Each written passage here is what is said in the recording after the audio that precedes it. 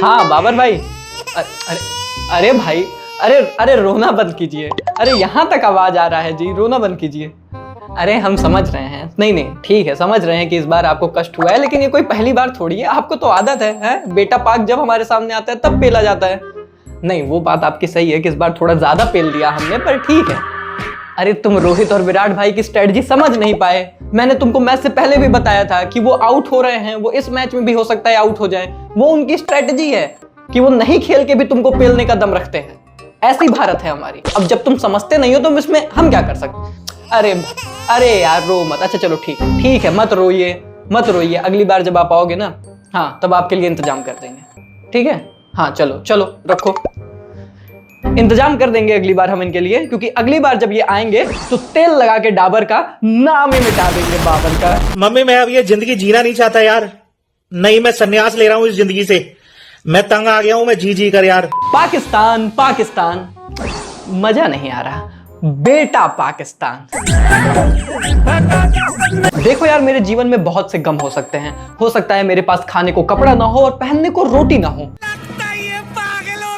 लेकिन इन सब कठिनाइयों के बावजूद भी हम सभी के जीवन में एक पल ऐसा आता है जहां पर हम और तुम शांति से बैठकर और एक सुर में ये बात कह पाते हैं कि इंडिया ने रेला है, पाकिस्तान को पेला है। इंडिया ने रेला है, पाकिस्तान को पेला है। इंडिया ने रेला है, पाकिस्तान को पेला है। और इससे ज्यादा बड़ी खुशी हमें तो भैया मिल नहीं सकती। कल के मैच के बाद रोहित भाई तो सबसे बस यही कह रहे हैं कि बेटा 119 रन देखकर तूने रन कम समझे थे क्या? यही 119 रन बनाने में पाकिस्तानियों की आंखें नम हो गई हैं। मैं गाली नहीं दे सकता। नहीं गाली नहीं देना, फैमिली देखती है, वरना मैं ऐसे गाली दूं, ऐसे गाली दूं ना जिंदगी। और कुछ के घर में तो रोते रोते बाढ़ भी आ गई है, फिर टीवी टूटने का खर्चा अलग से। घूम फिर करके फिर तनाव आ गया। एनीवे यार, अगर मुकाबले की बात की जाए तो टॉस जीता बेटे पाकिस्तान ने। और टॉस के टाइम पर भी तुमने देखा होगा रोहित भाई चिल्लर अपनी जेब में ढूंढ रहे थे, क्योंकि उन्हें भी लगा कि अगर मैंने जेब में रखा भी होगा तो अब तक तो बाबर ने चुरा ही लिया होगा। तो इसीलिए वो बाबर से कह रहे थे कि बेटा चिल्लर देख। फिर उन्हें पता चला कि अरे नहीं अच्छा मेरे जेब में नहीं चुराया, बहुत अच्छे हो गए हो। लेकिन कोई बात नहीं है, इस मैच के बाद जो हाल करेंगे ना, चिल्लर बनने की नौबत आएगी।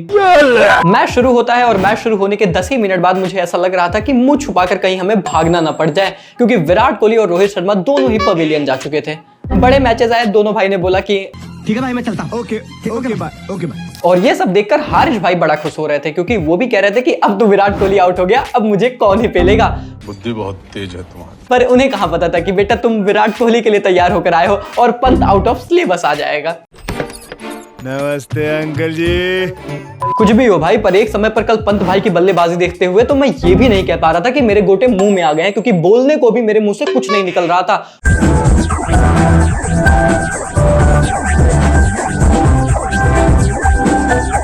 और फिर एक समय पर हमारी गाड़ी इतनी अच्छी चल रही थी कि हमें लगा 160-170 बना देंगे तो कम से कम पाकिस्तान को 2 बार तो इस पारी में चेस कराएंगे ही। लेकिन फिर कुछ ऐसा होता है जो हमने सोची ना थी।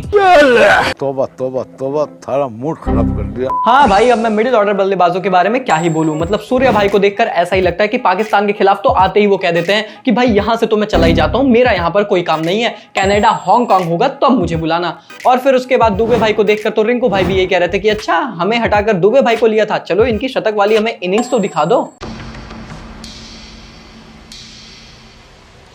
और एक समय पर जो टोटल हमें 160 के आसपास लग रहा था वो 119 पे आकर लटक जाता है और हमारी उम्मीदें भी लटक जाती हैं। अरे क्या करूं मैं इसका, क्या करूं इसका, क्या करूं, मार भी नहीं सकता। क्योंकि इसमें तो कोई शक नहीं है कि भारत वालों ने फकअप तो कर ही दिया था, क्योंकि इससे ज्यादा रन हमारे जरूर बनने चाहिए थे। लेकिन फिर जब मैंने सामने पाकिस्तान को देखा तो मुझे लगा इनके लिए तो इतना काफी ही है।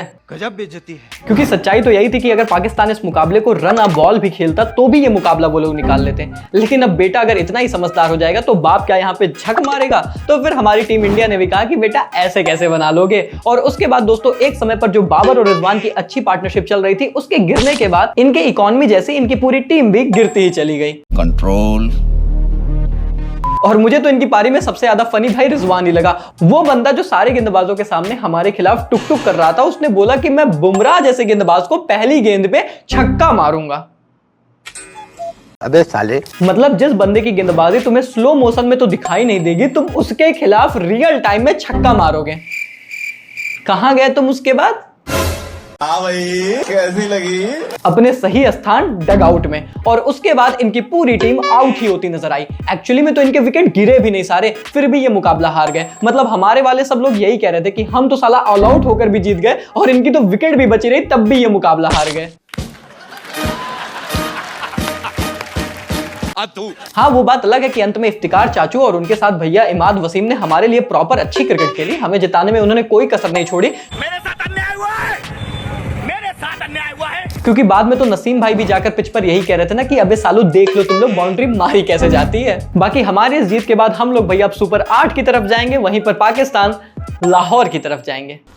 सुल्तान, क्या कर रहा है? अबे क्या होगा लगता? और अगर आपके भी इस वीडियो को छोड़ के जाने का टाइम आ रहा है तो तुम लोग लाइक मार के ही जाना, चैनल को सब्सक्राइब कर दो ताकि फिर से भी आप ही आना, ठीक है? बाकी मौज देते लेते और करते रहो, मिलते हैं बहुत जल्द।